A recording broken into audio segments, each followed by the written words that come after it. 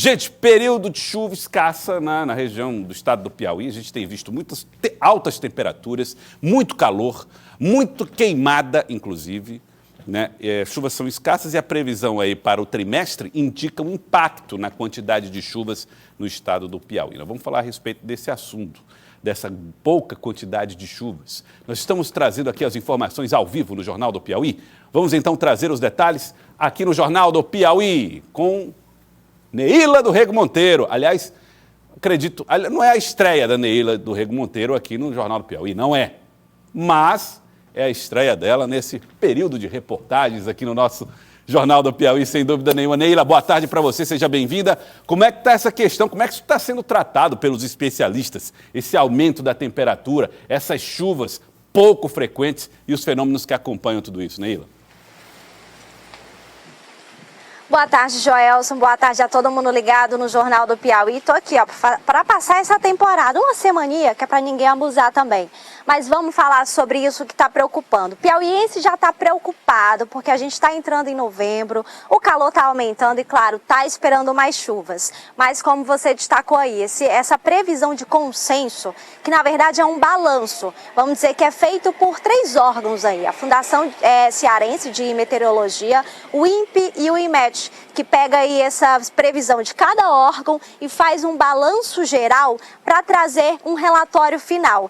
Esse relatório final, que é essa previsão de consenso para os próximos meses, que vai aí até janeiro, não é nada boa. É realmente período de chuva escasso, o piauiense ainda não pode comemorar esse período de chuvas começando. Agora, para a gente entender direitinho o impacto disso, realmente desse relatório, e até se tem algum tipo de previsão aí de mudanças, a gente vai conversar com o Ayrton Costa. Daqui a pouquinho, antes disso, eu quero que a produção coloque aí na tela o mapa justamente dessa previsão e desse relatório. A gente está vendo aí nesse mapa, Joelson, nessa região mais acima, incluindo, claro, o Piauí, que é essa região de Cerrado, é bem vermelha. Isso não quer dizer, tá, gente, altas temperaturas, mas essa escassez de chuva. Escassa também um pouquinho na região mais sul e sudeste do estado, mas ainda uma previsão bem melhor do que esse impacto que a gente está vendo aí nesse mapa, Joelson, no Piauí, em todo o Nordeste e em parte também do norte do país.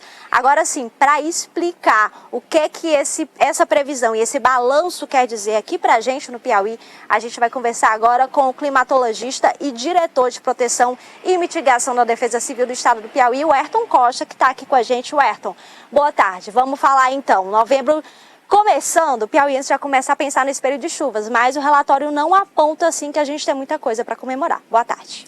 Boa tarde, né? Na verdade, a gente tem aí a previsão de consenso, como você bem mencionou, 3 órgãos que têm uma credibilidade, fizeram uma junção de seus modelos. O modelo é um cálculo, é uma predição que estabelece um cenário para o próximo período chuvoso.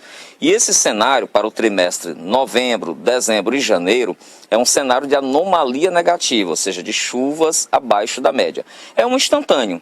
Não quer dizer que esse cenário ele vai realmente se manter pelo trimestre, porque a cada final de mês os órgãos de monitoramento fazem a atualização do consenso. Significa que no final de novembro nós teremos uma nova atualização.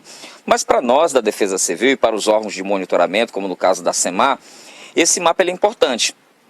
Por quê? Nós somos componentes de uma operação do governo do estado do Piauí chamado Água e Vida, que é uma operação que faz intervenção junto às comunidades sertanejas, às comunidades impactadas pela variabilidade climática, propondo políticas públicas e ações de natureza emergencial e permanente.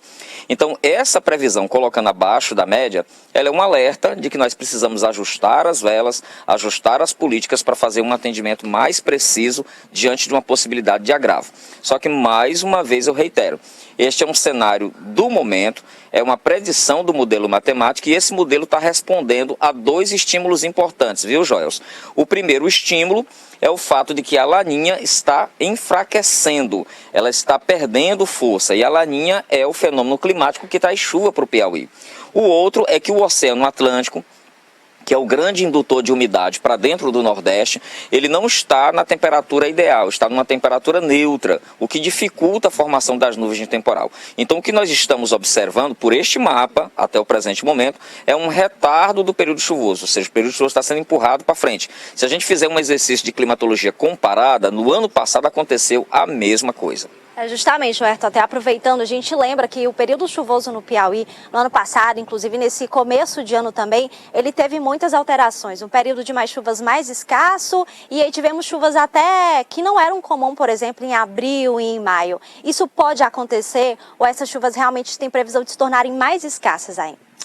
Toda a probabilidade. É importante frisar que os volumes de chuva de novembro e dezembro no estado do Piauí não são os mais expressivos. Então, uma quebra de 50%, 70%, ela não vai ser muito relevante. Porém, o que chama a atenção é que esse cenário ele se assemelha com o do ano passado, mostrando que diante das mudanças climáticas, a gente está tendo uma migração do processo estacional, ou seja, a estação chuvosa está sendo empurrada mais adiante. Não quer dizer que não vai chover. Vai chover, gente. Apenas nós vamos ter uma quebra de expectativa anterior. E por isso que a gente tem que estar monitorando. Provavelmente esse dado será analisado pela SEMAR, será analisado pelos técnicos da Defesa Civil, será analisado pelos órgãos de agricultura, para que a gente possa se debruçar sobre quais ações devem ser tomadas mediante essa previsão. Olha, Joelson, destacando até essa última palavra que o Ayrton falou, previsão. Como ele destacou, em novembro é feito um novo relatório justamente para verificar se esse cenário vai se repetir, se ele pode piorar ou melhorar. E aí, sim, destacando também esse trabalho da Defesa Civil, justamente de olhar o impacto disso nas nossas regiões que já tem seca e estiagem e já montar um plano aí para tentar diminuir esse impacto dessa mudança do período de chuvas. Joelson. Eu quero aproveitar, Neila, você que está trazendo as informações ao lado do Ayrton Costa, para a gente falar a respeito de uma imagem que me deixou bastante impressionado. Vou pedir para a gente colocar aqui, ó, me acompanha aqui, olha só, eles chamaram isso aqui de arco-íris de fogo. Vamos colocar aqui o nosso Lion, Diego, aí, ó. Arco-íris de fogo é essa linha colorida que apareceu no céu e que deixou muita gente preocupada, assustada. Teve gente que falou que era Papai Noel, falaram sobre isso. Mas também sobre coisa do gênero.